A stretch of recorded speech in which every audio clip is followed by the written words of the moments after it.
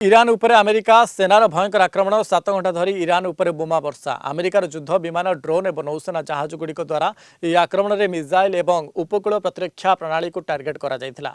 हरमुज प्रणाली निकट में इरान सामरिक घाटीगुड़िक अमेरिका पक्षर 7 घंटा धरी सठिक बोमा वर्षण करा जायछि।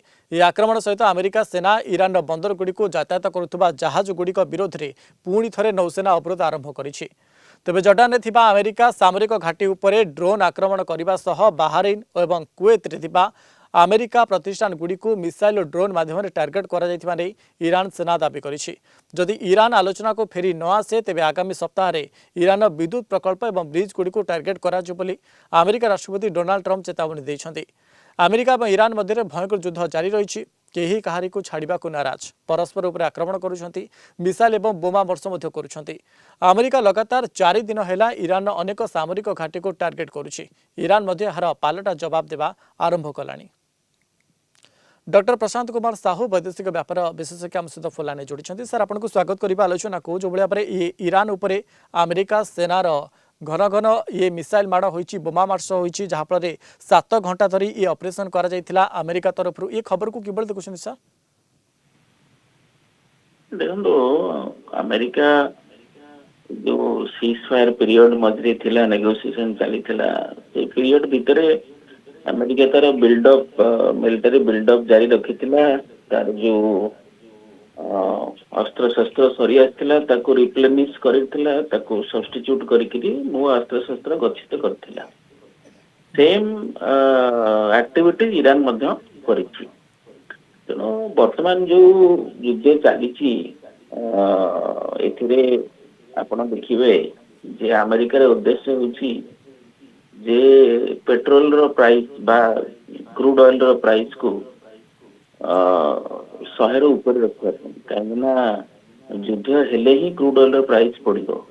आप देखते मझे सीज फायर है क्रूड ऑयल प्राइस कमी आसाला पाखापाखि $70 पर्यंत पहुंच गई।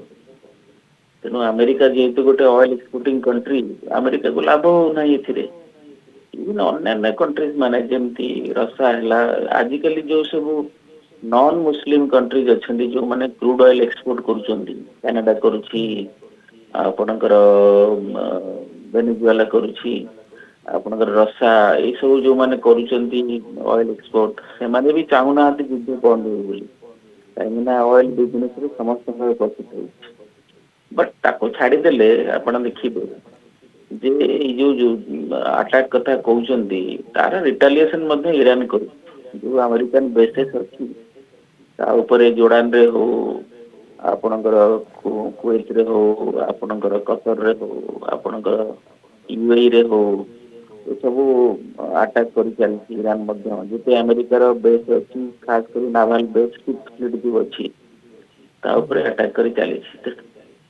तेणु आग को आहरी युद्ध इंटेंसिफाई हम ब्लॉकेड जमती होता अमेरिका ब्लॉकेड करथिला इरानियन शिप को एबे पुणी आउ थे ब्लॉकेड करिवो Iran completely strait of Hormuz बंद कर देछि।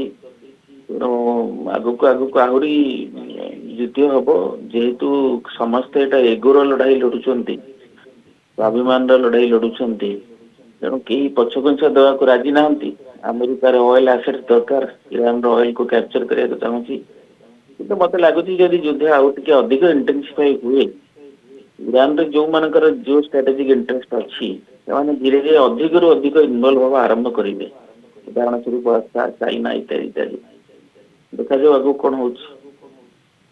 ओके निहाती भाव अनेक धन्यवाद सर आम सहित जोड़ी डॉक्टर प्रशांत कुमार साहू वैदेशिक व्यापार विशेषज्ञ ए संपर्क में अधिक आलोचना करुले।